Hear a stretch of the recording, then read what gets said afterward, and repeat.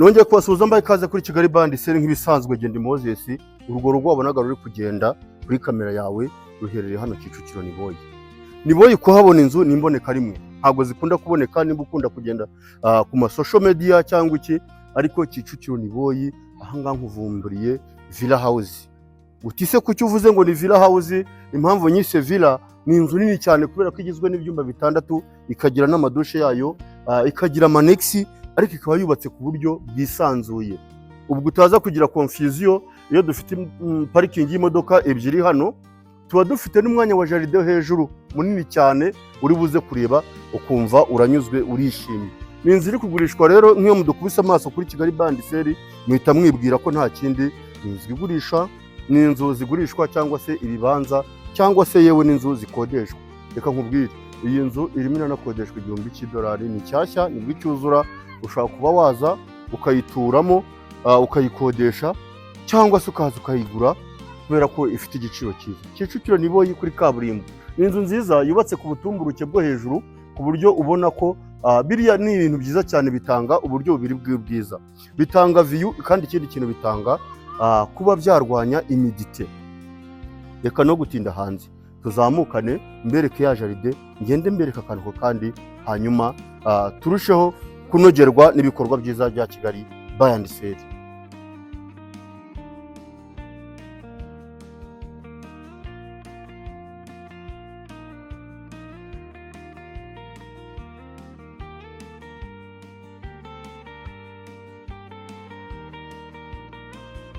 Twakomeje, mwabonye ko twuriye amastairs yacu meza cyane adufasha kugera hejuru. Nakubwiye ngo inzu irisanzuye kandi yubatse mu kibanza kinini cyane, kubera ko nimba dufite ya parking hari hasi, tukaba dufite na jardin ngana gutya, ntugire ikibazo. Iyi nzu uramutse uyiguze waba utuye neza. Mutise iyi nzu yacu iherereye hano Kicukiro Niboyi kuri kaburimbo, aho wamanukira hose, imihanda yose wacamo wayigeraho. Tuvugishe kuri iyo nimero ni 0782346422, uze wigurire cyangwa se utunge UPI nawe muri quartier nzi y'abandi bakire. Niboyi ngira ngo umuntu wese niwe waba uri hanze uhita wumva Niboyi cyari cyo. So ahangaha aka kazu mubona nako muzamu, ni akazu keza nyine kaba kuri gate ku buryo hagize ikibazo umusekirite agomba kuba ahari. Dukomezanye, karibu ngwino tugendane tubereka akantu kandi. Iyi nzu ni nziza, nge niyo nabahitiyemo uyu munsi kubera ko igiciro cyayo ni kiza cyane. Ndakumenyesha ko ifite ibyumba bitandatu n'amadushe yabyo n'igikoni cyiza cyane, yewe ifite umwanya hejuru ndibuze kukwereka, wawugira icyumba bishatse cyangwa se ukaba wayigira salo. Dukomeze ahangaha, ikintu cyonyine ugenda uhura nacyo ni amavaze cyangwa se indabo zigiye ziteye ahantu hose. Mbanyerekere aka kantu keza cyane gati ahangaha k'indabo karyoshye cyane, urabona ko ari ibintu byo mu mujyi, niko dukunda kubyita. Usanganirwa n'amatara agiye yiganje ku nkuta na hehe hose, ariko icyo nakumenyesha cyo ngwino nkurikire. Ahangaha turahahurira n'amavaze, ariko tuhahurira n'ubwisanzure. Ahangaha ni urubaraza rwo kuri chambre y'abashyitsi, ariko urumva ko umushyitsi yagusuye ashobora no kwinjirira ahangaha cyangwa akaba yanahasohokera adaciye muri salo. Reka dukomeze tugendane kandi ndushaho kwereka akantu kandi. Nanakwibutsa ariko ko ukanda aho hantu handitse subscribe kugira ngo ujye wibonera imari mu gihe ugeze kuri Kigali Band Seri. Niho hantu honyine ugomba kubona ikintu ukumva urishimye. Uru ni urundi ruhande rw'urubaraza rwiza cyane, ubona ko ni urubaraza runini narwo, apari ya rwa ruri tuvuye kureba. Inzu yacu igiye ifite akantu kandi, ntugire ngo ni bwa buzu buba busondetse bwegeranye, ariko aha tugeze duhura n'urugi rwiza cyane. Izi ni za nzugi za Dubai ngira ngo nk'uko ubona ndi kurusunika, urabona ko nta mbaraga bintwara, ni ibintu n'umwana yabasha gukora. Ibyo rero biterwa n'ubwiza n'ubundi inzu yacu ibikoresho biyikoze. Reka twinjirane mbahe ikaze no muri salo nziza cyane, uhagarare muri iranguni, ubanyerekera akantu kandi. Mu by'ukuri mureke abagabo bakore ibikorwa byabo babaca amafaranga.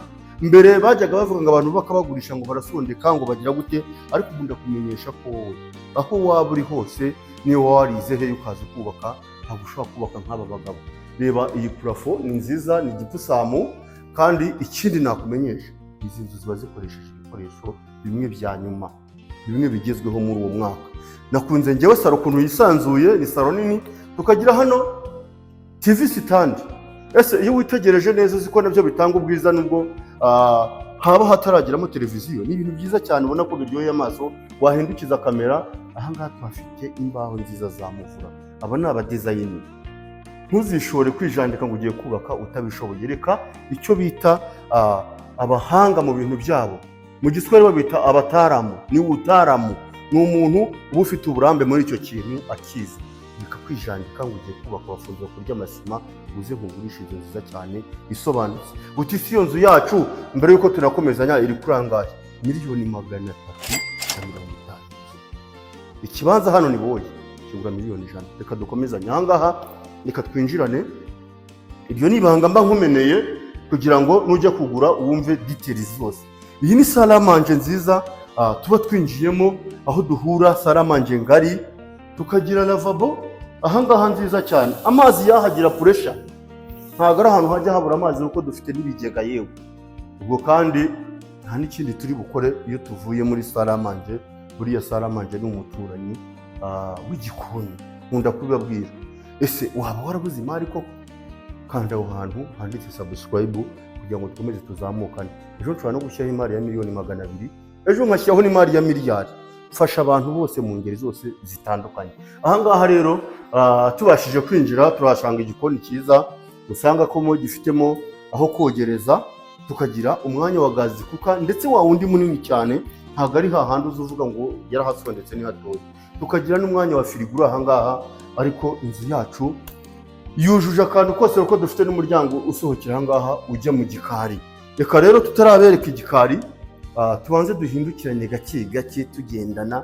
Ntabwo nshaka kugira ngo iyi nzu nyijabagure, ndashaka kugira ngo nyikwereke wowe aho uba uri hose, waba urebera kuri screen, waba urebera kuri telefone, uze kuvuga ati Moses yampaye ibintu bisobanutse, banyerekere. Iyi ni toilette ishobora gukoreshwa n'abashyitsi baba baje ahangaha muri salo bagusuye mu gihe badashobora kwinjira mu byumba. So reka nkwereke rero ikintu kiriho kizima. Reka maze nkwereke hanze ku manegisi. Murabibona ko twageze mu gikari, nubwo tuyikoze ari nimugoroba, ariko nizera ko muri kubona ibyo turi kuvuga. Iki ni igikari kinini kigari ngiye kubereka, ariko banza uhindukize kamera wabona aho twanaturutse. Iyi ni ya nzira nakubwiye. Ahangaha dufite espace igenda ikagera ku irembo. Ntabwo umukozi ashobora kuza ngo ace muri salo. Uyu ni umwanya munini cyane wisanzuye. Iyi nzu yacu yubatse mu buso bunini. Hindukiza kamera, aha hose ni ahantu hari imigozi ushobora kwanika imyenda, ariko genda kunze n'ukuntu hapavomye hose ni amakaro. Nimba ufite abana bashobora gukina, iyi ni inzu ifite igikari abana bakina mu mupira kubera ubugari bwaho. Yewe tukagira ahangaha ahantu ho kogereza, ariko ubwo sinzi nimba uri bubashe kubereka. Dufite tanka hariya. Buriya nugura inzu ujye wita no ku kibazo cy'amazi, buriya kirakuta cyane. Igikari cyacu kigizwe n'ibyiciro bigeze nko kuri 2. Ahangaha ni ahandi dukase. Uyu n'undi mwanya ni espace ishobora gukorerwamo nka washing machine bafura. Tukagira hano inzu y'umukozi, tukagira douche na toilette. Inzu yacu iratubutse, ndetse yewe n'ahangaha dufite umwanya ushobora gukoresha ujya ku irembo. Ntabwo ari ngombwa, ariko reka twinjirane dusubirane mu nzu duhere ku byumba. Twinjiranye mu muryango mwiza uturuka mu gikari, n'ubundi winjirira mu gikoni, ariko dufite uburyo bubiri bwatuma winjira mu nzu.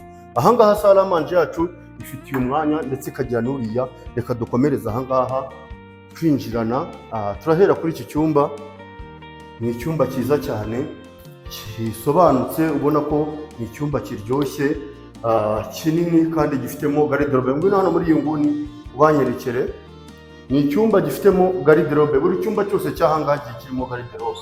Ntabigusobanurire, iyi nzu uramutse uyiguze ikodeshwa $1,000, ariko ubwo ndabwira abantu babiri. Nimba udafite gahunda yo kugura, uko ufite gahunda yo gukodesha, ngwino iyi nzu ndayiguha. Dufite na douche na toilette y'iki cyumba, ubona ko irimo ibikoresho byisha nka shower, lavabo, toilette. Ibintu byose ni perfect. Yindukira dukomezanye tunihuta kugira ngo abakiriya bacu bataza kubagora. Ubwo iyo dusohotse hano mu cyumba cya mbere, duhita twinjira direct muri cya cyumba kindi. Hindukiza kamera tugendane. Mu by'ukuri iki ni icyumba kindi twinjiramo cyiza nacyo kinini cy'abashyitsi. Hagarara hariya mu nguni ubanyerekere babashe kubona garde-robe, ndetse yewe iyo uhagaze aho ngaho uhita ubona akantu kandi na rwa rubaraza wabonaga rw'umushyitsi ashobora kuba yageramo, tukagira yewe ndetse na dushe na tuwarete y'aha ngaha. Injira ubanyerekere, ni ibintu byiza cyane ubona ko bisitinze. Wowe nta mari watuburana wageze kuri Kigali Buy and Sell. Icyo nkusaba we gusa kora subscribe, ikindi icyo nkusaba duhamagare. Yewe uziko tuba dufite n'inzu tutajya dupfa gupostinga z'imari, tubwire umukiriya ati ngwino nkwereke, tuvugishe kuri iyo nimero, ariko reka tuzamukane hejuru nkwereke ubudasabwa ibindi byumba.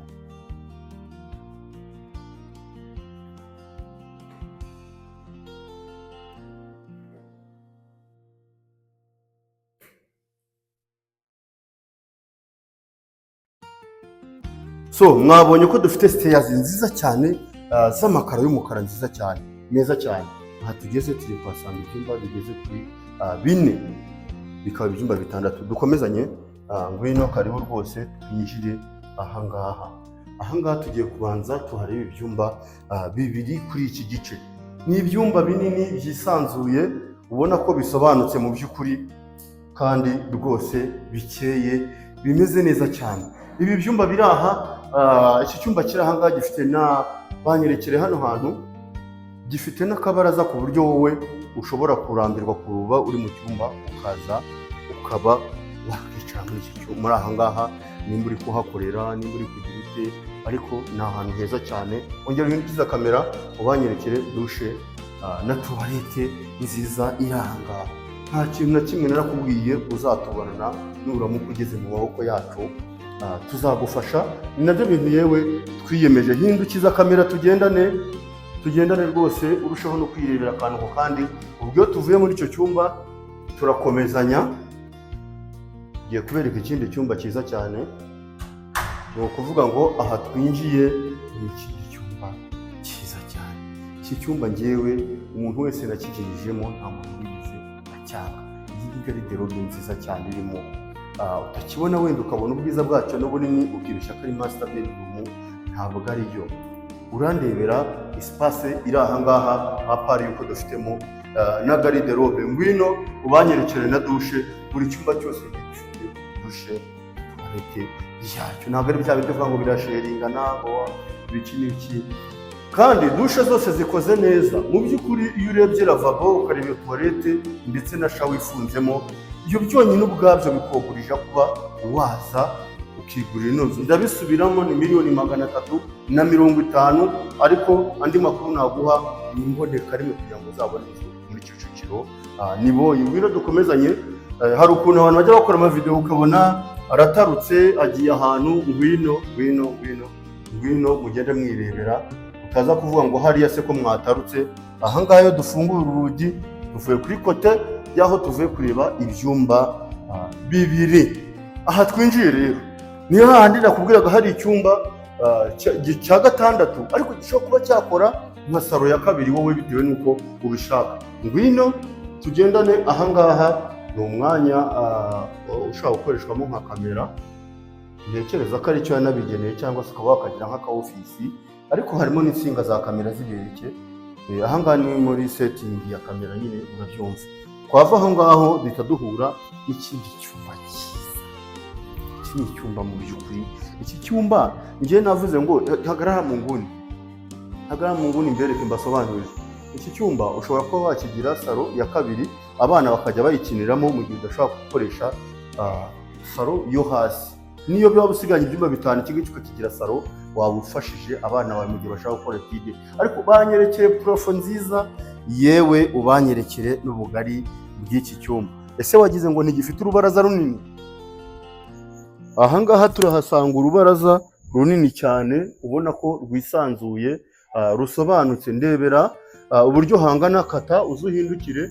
Uzi ko uru rubaraza rukata rukarinda ruzenguruka n'aha ngaha hose. Bivuga ngo iyi space ubona iragera n'aha ngaha. Banyerekeye nubwo hijimye, nuko twakoze inzu nijoro, ariko nta kibazo. Nuza gusura uzibonera ko iyi nzu yacu itandukanye n'izindi. Reka tujyane muri master bedroom urebe uko bimeze.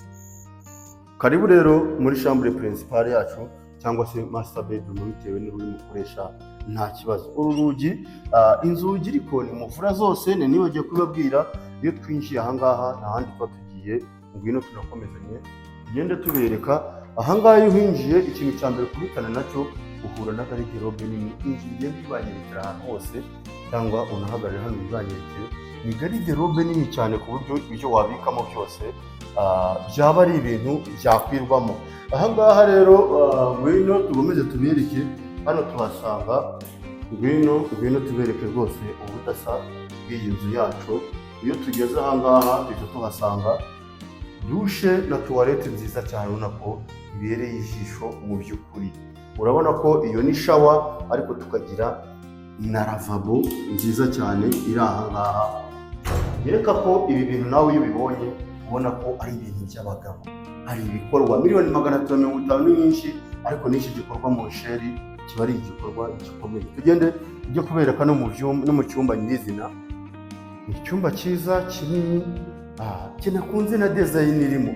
Ndebera nawe igihe waba waguze inzu ugatera igitanda ukaryama muri iyo chambre principale. Reba purafo, undebera amatara afunzeho, urebe ubunini bw'iki cyumba, urebe amatara agiye arimo. Ibyo byonyine gusa bikombeje kuba wagura iyi nzu. Urabona ko nayo nimba witegeza kuri kamera ifite urubaraza runini cyane rwo kuba wakwicaraho. Nyamuneka iyi nzu igucitse byambabaza cyane. So inzu yacu twaberekaga ni iyi ngiyi, ibindi ubwo nakagaruka, ariko nkibutsa details zayo. Ni inzu nziza ifite ibyumba 6, dushe na toilette n'undi ni 6, ikagira manex, ikaba yubatse mu kibanza kinini cyane, ikaba iri hano Kicukiro Niboyi, ikaba ari kuri miliyoni 350. Tuvugishe kuri 0782346422. Ntugende kandi udakoze subscribe, hanyuma tukugeze kuri muturirwa, wigurire uture neza cyane. Murakoze, ndabashimiye.